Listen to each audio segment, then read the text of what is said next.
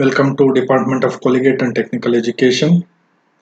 Subject Finite Element Methods. Subject code 18 ME61. Module 1 Introduction to Finite Element Methods. Session 2. So I am Dr. Jayaraja R. Assistant Professor Mechanical Engineering Department, Government Engineering College, Haveri. In the last video, first session, we discussed what we mean by FEM, how it is different from other concepts, what are all the advantages, disadvantages, applications of finite element method, and what are all the steps involved in finite element method. So in this session, that is session number 2, we are going to discuss what is stiffness, derivation of stiffness matrix for 1D bar element, how to write elemental matrix, how to write global matrix, then what are all the properties of the global stiffness matrix, what is banded matrix, why banded matrix is required, what do you mean by half bandwidth. So stiffness, it is represented by term K. Ability of a material to withstand the elastic deformation under stress is called stiffness. Stiffness is also defined as the ratio of force per unit deflection. That is, K is equal to F divided by delta L. F is the force, delta L is the deflection. Unit of force, it is a Newton. Unit of deflection usually millimeter or meter. So unit of stiffness, it is Newton per millimeter.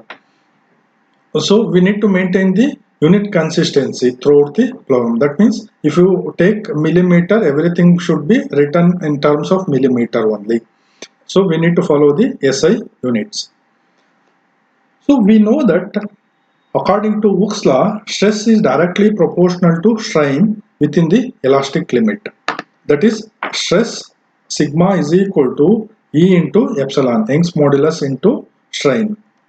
And we know that stress, it is force divided by area, and epsilon, it is a ratio of change in length to the original length. So sigma, it is F divided by A. So strain, it is delta L divided by L. If you modify this equation, say F divided by delta L is equal to AE divided by L. We know that F divided by delta L, it is K, stiffness. So K is equal to AE divided by L. A is the area of the element, E is the Young's modulus of the element, L is the length of the element. So stiffness, it is the combination of the material properties, that is Young's modulus, and geometric properties, area and length are the geometric properties. So F is equal to K into U, it is called as governing equation or equilibrium equation. F is the force vector and K is the stiffness matrix, U is the displacement vector. So stiffness, derivation of stiffness matrix for 1D bar element.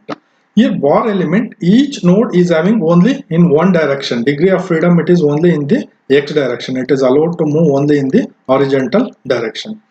Say we consider step put bar made up of two elements. Say this is the element 1, this is the element 2. Element 1, it is made up of Young's modulus 1. Element 2, it is made up of Young's modulus 2. And area of the element 1, it is A1, and length of the element 1, it is L1. Similarly, area and length of the element 2, it is A2 and L2. So at this end, force is applied at the right hand side, and left hand side, this entire left hand side, it is fully fixed.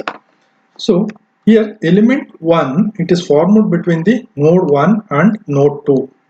So element 2, it is formed between node 2 and node 3. So here we can see element node 2, it is common to element 1 and also element 2. There are two elements, element 1, element 2, and there are 3 nodes. Each node has only 1 degree of freedom. It is allowed to move only in the X direction. So displacement at node 1, it is U1, displacement at node 2, it is U2, displacement at node 3, it is U3. So K1, stiffness for the element 1, it is represented by A1 E1 divided by L1. Similarly, stiffness for the element 2, it is represented by A2 E2 divided by L2. So if you consider only element 1 it is A1, L1 it is area, and the length for the element 1 it is made up of Young's modulus 1. And element 1 it is formed between node 1 and node 2. At node 1, force acting at node 1 it is F1. Similarly, force acting at node 2 it is F2.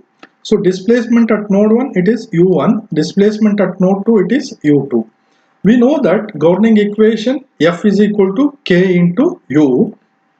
First we'll look into node 1. We'll consider at node 1 F1 is equal to, so element 1 stiffness K1, since we are concentrating node 1 it is U1 minus U2. That is F1 is equal to F1 is equal to K1 U1 minus K1 U2. We'll call this as equation 2. Similarly, at node 2, we'll write equilibrium equation F is equal to K into U. We'll concentrate node 2. So F2 is equal to, since element 1 it is K1, stiffness for the element 1 it is K1. Since we are looking at node 2, U2 minus U3. So F2 is equal to minus K1 U1 plus K1 U2. We'll call this as equation 2. Now we'll write equation 1 and equation 2 in a matrix form.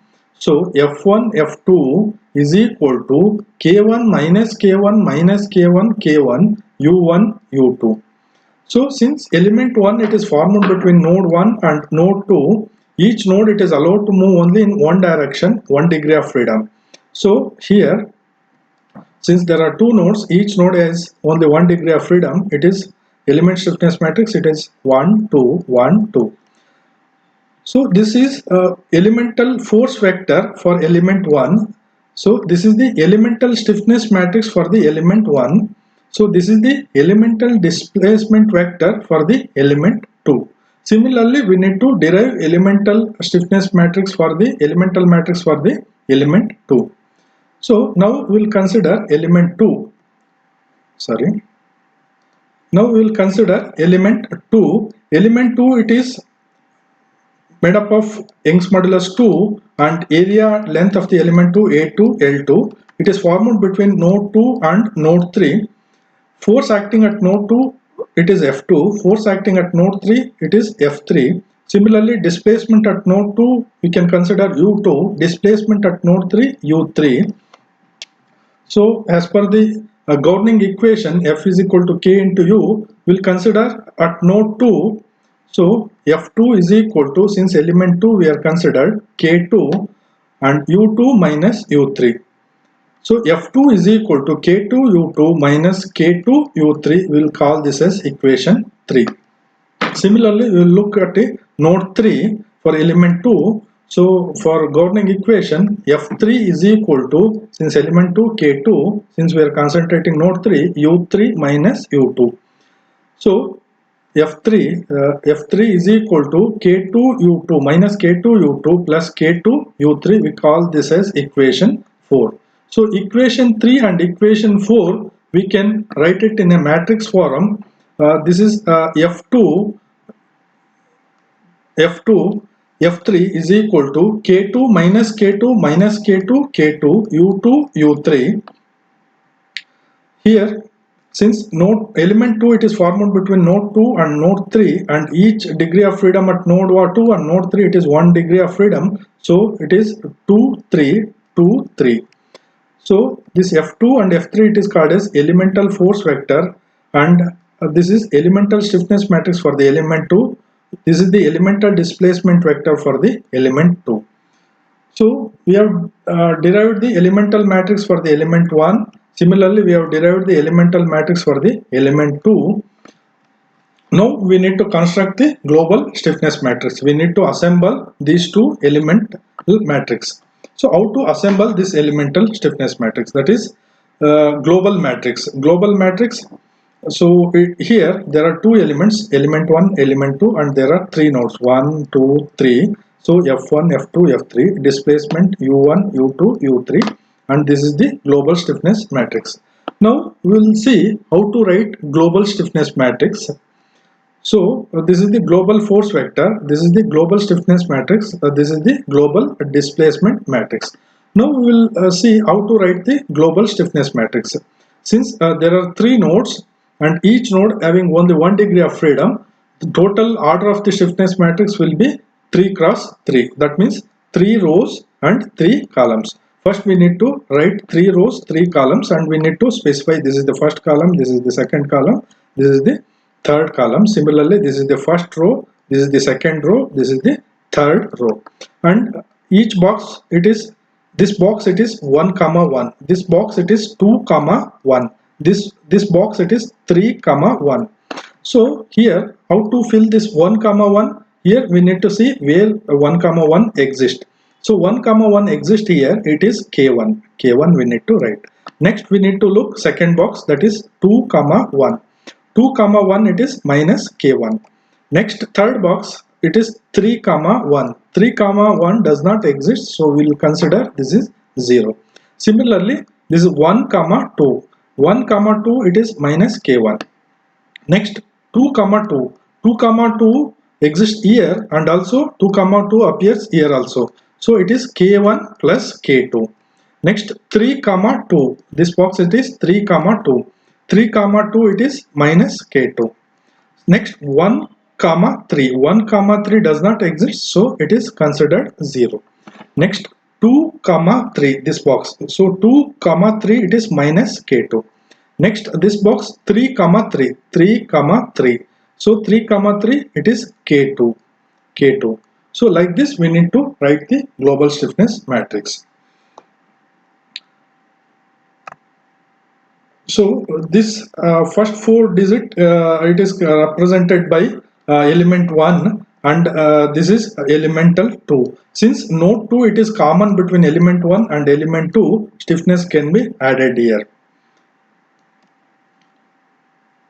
Next, what are all the properties of the stiffness matrix, global stiffness matrix? This is the global stiffness matrix. We consider 2 elements and 3 nodes, and order of the matrix it is 3 cross 3 matrix. So here first property, stiffness matrix is symmetric and banded matrix. What do you mean by symmetric matrix? Symmetric matrix is a square matrix. That means the number of rows and number of columns should be same. And symmetric means about the principal diagonal. This is the principal diagonal. So about the principal diagonal, element should be symmetric. So minus k1, 0, 0, minus k2, about the principal diagonal. So stiffness matrix is the symmetric matrix. What do you mean by banded matrix? Banded matrix is band of non-zero elements located close to the principal diagonal. So using banded matrix we can effectively reduce the running time and storage requirement. That means using banded matrix we can store only non-zero stiffness matrix. So the main diagonal terms are always positive. Here we can see the principal diagonal elements always positive. We won't get the negative value along the principal diagonal. So next, stiffness matrix shows force is directly proportional to the displacement. So if there are n number of nodes, then global stiffness matrix is n cross n. Fact that each node has only 1 degree of freedom. That means in the previous problem we have considered 3 nodes and each node only 1 degree of freedom. That is 3 nodes, each node is 1 degree of freedom. Order of matrix it is 3 cross 3 matrix. Next, sufficient boundary conditions have to be applied to remove singularity or rigid body, to avoid the rigid body motions. Next, each column of stiffness matrix is an equilibrium set of nodal force required to produce unit deflection.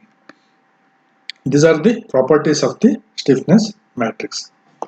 Next, we will move on to banded matrix of bandwidth. Here figure 1 shows banded matrix, figure 2 shows of bandwidth. Here X it is represented as a non-zero element and NBW, this NBW, it is off or semi bandwidth, and 2 NBW minus 1 it is called as full bandwidth. So full bandwidth it is represented by 2 NBW minus 1. Here this first diagonal it is called as principal diagonal. This first diagonal it is principal diagonal. So what is banded matrix? Banded matrix is a symmetric matrix in which all non-zero elements are located close to the principal diagonal elements.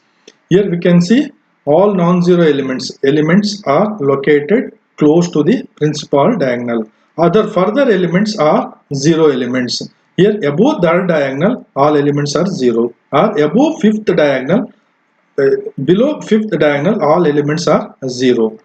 So band of non-zero elements are available along the principal diagonal is called as banded matrix. This is full banded matrix. It is represented by 2nbw minus 1. Here width of band of non-zero elements are called bandwidth, or off or semi bandwidth. It is denoted by nbw. Nbw it is 1 plus 2. That is principal diagonal first element, then second diagonal or third diagonal of bandwidth. Either we can store only 1, 2, 3 or 1, 4 and 5 diagonals. Full bandwidth means we need to store all 5 diagonals. First diagonal, second diagonal, third diagonal, fourth diagonal and fifth diagonal elements only we need to store instead of storing n cross n matrix. Why this banded matrix are required? Banded matrix are required to store only non-zero elements which are located close to the principal diagonal, which effectively minimizes the storage time and running time. So banded matrix is used to store only non-zero elements, which effectively minimizes both solution time and the storage requirement for the overall stiffness matrix.